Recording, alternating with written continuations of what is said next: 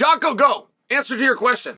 So many of you have asked me what I'm in here drinking. Jocko Go, real energy, zero crash is the slogan. If you do energy drinks, you'll actually know what that means. There's things where you can get a little bit of pep in your step. A lot of people will do them pre-workout. I try to have a high energy when I'm coming to talk to you guys today. So I don't drink them before a workout every time. I do drink them every time when I come here. People have seen the can. They've asked me what it is.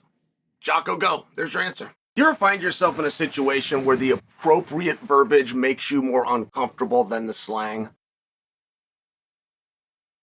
Penis, vagina. Do you ever find yourself saying that? Because I despise to say either one.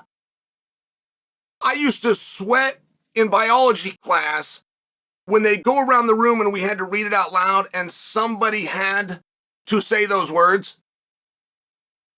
And the whole class, including myself, would like childishly giggle when somebody did say penis. I feel like it's a dirty word, but it's not. I can go around YouTube and say penis all day. I just don't like to. I mean, I got to tell you, I really don't. And there's a gentleman, Luis Mendoza. Ryan, am I saying that right? At a minimum, I would like to get this young man's name correct. He's in Sao Paulo. Training partners of Charles Oliveira. I believe he fought in the UFC. Tough guy. I actually know this guy, but I haven't seen him in a long time. Tough guy. Fractured his penis. He fractured his penis in Jiu-Jitsu. And he put out what I took to be like a public warning, a public service announcement. Put out a piece telling people to make sure to wear a cup. It's very important so you don't fracture your penis. And he was doing jiu-jitsu training, and I got to tell you, I'm a black belt. But there are moves that I haven't learned. Like, there is a false perception amongst many, myself included. I didn't actually know this until I was a black belt. But that if you become a black belt, you know every move. You've even mastered most of them, but you know and have been exposed to every move. I've never been showed that technique. I don't know how to fracture somebody's penis. I've thought about it. And I've thought like one of the most powerful grips is what we call a Kimura grip, but it's you're taking one hand and then you're reaching it. Now you're using the power of two hands. But I wanted to imagine somebody did that to him. And a triangle is a very powerful move. One of the first days I learned an armbar was by Mark Schultz. And Mark Schultz didn't do this in front of me, but he told me that he did because he wanted to test how powerful an armbar actually was. And he went to the lumber store and he got a 2x4 and he put it in place and he brought it back, popped his hips, and he snapped the 2x4. So he was explaining to me that you really pop somebody's arm. And that people know that, which is why it seldomly happens. You get to that position and they surrender. Okay, great. Simple point. But it was 1995. I remember that point to this day. You don't suppose they tried like an arm bar on his...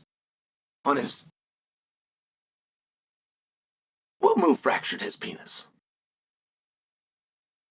And then I also wonder if I'm being trolled. Like, the last thing that I would want you to do with this video is to misinterpret that I'm making fun of him. One man would not make fun of another man who was in that spot. We would help him up.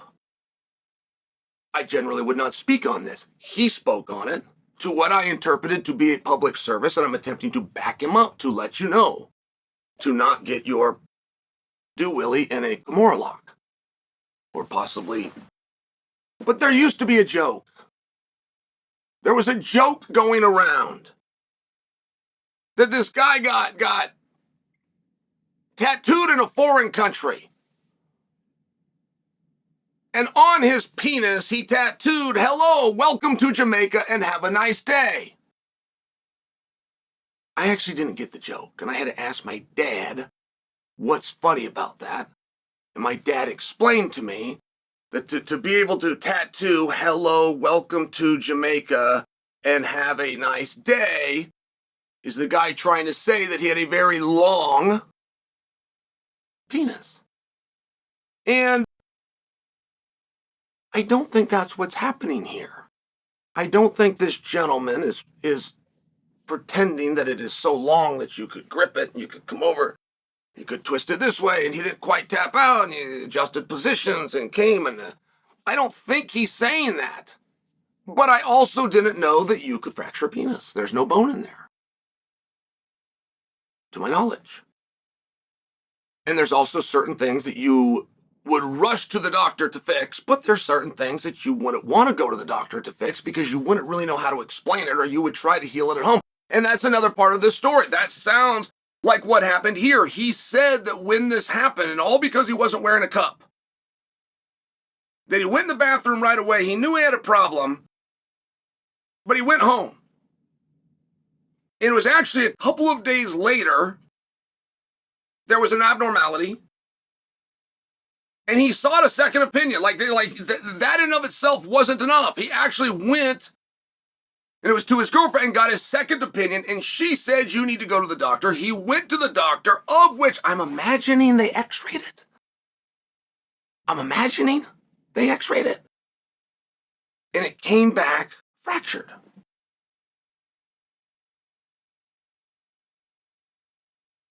So he can't train. He can't train, can't do anything for 2 months. He's at home not training. He's at home with his broken penis. It was fractured in Jiu-Jitsu with a technique that I've never been shown. And it's terrible. And I want him to feel better.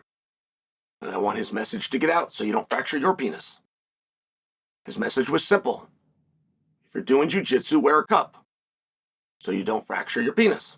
What I'm wondering is what rehab is like. Is it contrast therapy? Is it massage? Is it hot, cold? Right? Is it like an ice, a warm bath? Is there salts involved? What does that look like? Is there a specialist? Can you do it on your own? Do you make appointments? When you make appointments, is it an hourly rate? It's highly confusing. Does it heal larger than it was before? Is there a discolorization? Do you need it checked on?